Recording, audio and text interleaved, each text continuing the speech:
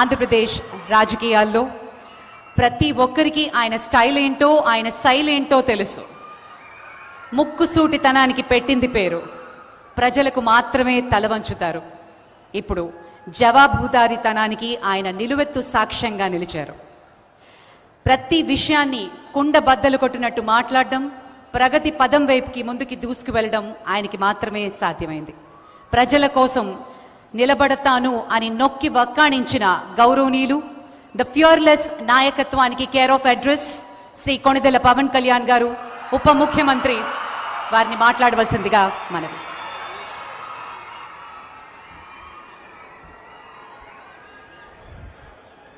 ముక్కుసూటితనం వల్ల మంచి జరిగితే పర్లేదు, కానీ నా స్ట్రైట్ ఫార్వర్డ్నెస్ వల్ల,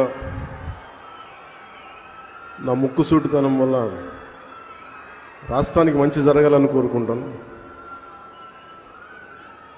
ఈ సందర్భంగా విజన్ 2047 ఈ లాంచ్కి భాగస్వామ్యం అయినందుకు మనస్ఫూర్తిగా నాకు చాలా ఆనందదాయకమైన విషయం.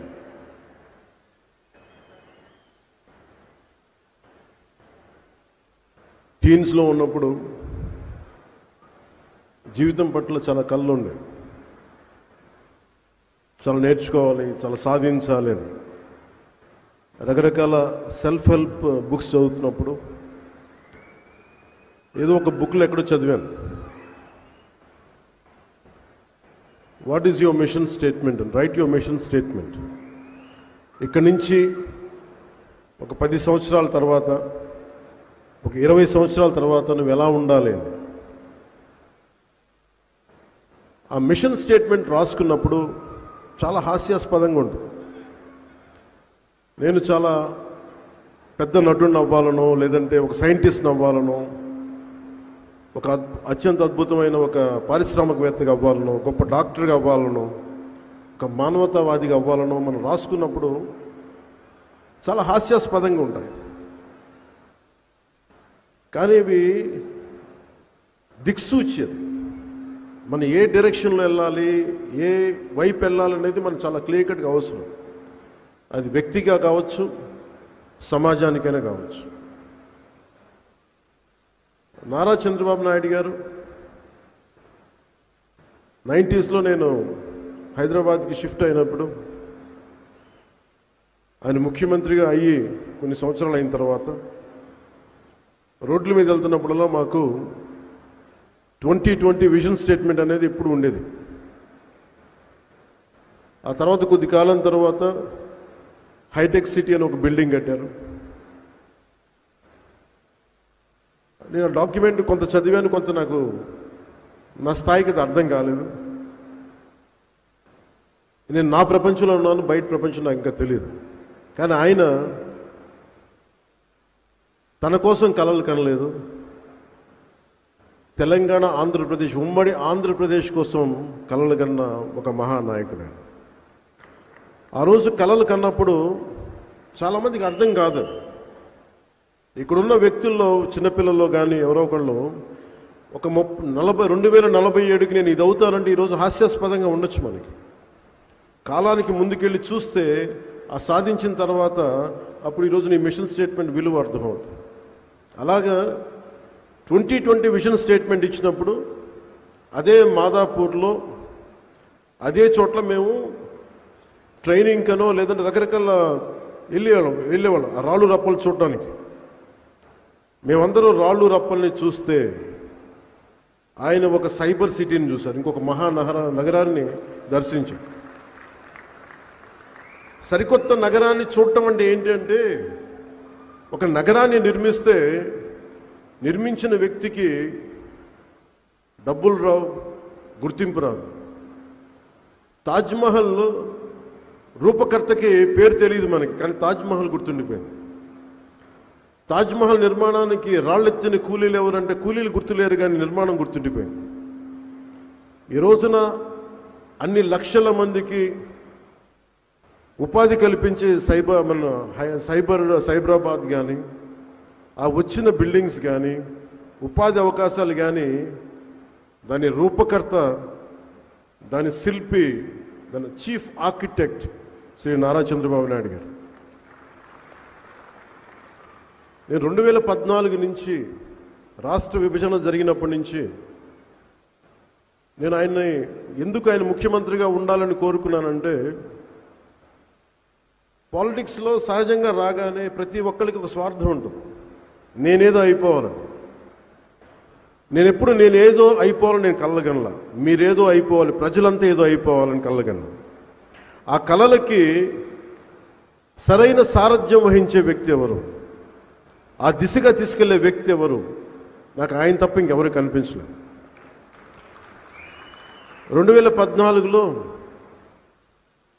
ఏ సీటు తీసుకోకుండా ఎందుకు సపోర్ట్ చేశానంటే, విభజించబడ్డ ఆంధ్రప్రదేశ్ అన్యాయం కాకూడదు, ఆయన అనుభవం కావాలి, ఆయన నాయకత్వం మనకి చాలా అవసరం. అందుకే నేను చేసింది ఈరోజు 2024లో కూడా మేమందరం వెన్నంటే ఉండి ప్రధానమంత్రి నరేంద్ర మోదీ గారి నాయకత్వంలో ఎన్డీఏ కూటమిలో చేరి ఈ రోజున 151 ఎమ్మెల్యే సీట్లు కానీ 164 అసెంబ్లీ సీట్లు కానీ 21 పార్లమెంట్లు కానీ సాధించామంటే, కలిసి కట్టుగా ఉంటే ఎలాంటిది ప్రజలకు నిలబడగలమని చిన్నప్పుడు పాఠంలో చదువుకున్నాం. United we stand, divided we fall.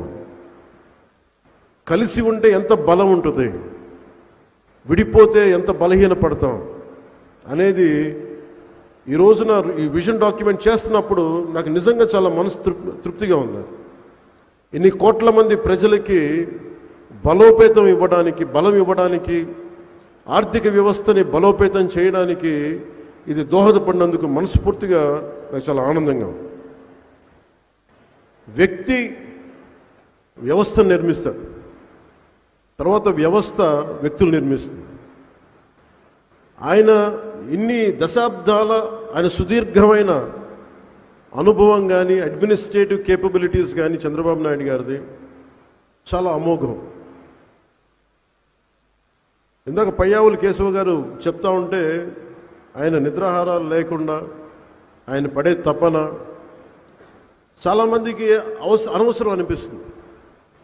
కానీ ఆయన పొద్దున్న లేచినప్పటి నుంచి సాయంత్రం వరకు, ఎందుకంటే నేను ఆయన విలువ ఎప్పుడు తెలుసుకున్నానంటే, మరింతగా నేను పార్టీ పెట్టి నేను నలిగిన తర్వాత నాకు ఆయన మీద అపారమైన గౌరవం పెరిగిపోయింది. ఎందుకంటే ఒక పార్టీ పెట్టడం ఆత్మహత్యా సదృశం. అనేక లక్షల మందిని ఒక ఏకతాటిపైన నడిపించడం, ఒక భావంపై నడిపించడం, తద్వారా ప్రజలకి మేలు చేయడం, వాళ్ళ అభివృద్ధి వైపు తీసుకెళ్లడం చాలా కష్టసాధ్యమైన విషయం. పదే ఆయన చెప్తా ఉంటాను. నా మంత్రివర్గ సభ్యులు కూడా నేను చెప్తాను లేదా చాలాసార్లు చెప్పలేదు, ఇప్పుడు చెప్పాలనిపిస్తాను. ప్రత్యేకించి నేను ఆయన తెలియజేస్తూ ఉంటాను, మీరు ఒక 4 దశాబ్దాల సుదీర్ఘమైన అనుభవం ఉన్న పార్టీని నడపాలి. మీ మీద మీ పార్టీ వ్యక్తులకి ఆశలు ఉంటాయి, ఆశయాలు ఉంటాయి, వాటిని నడుపుకుంటూ తీసుకెళ్ళాలి. కుటుంబాన్ని చూసుకోవాలి.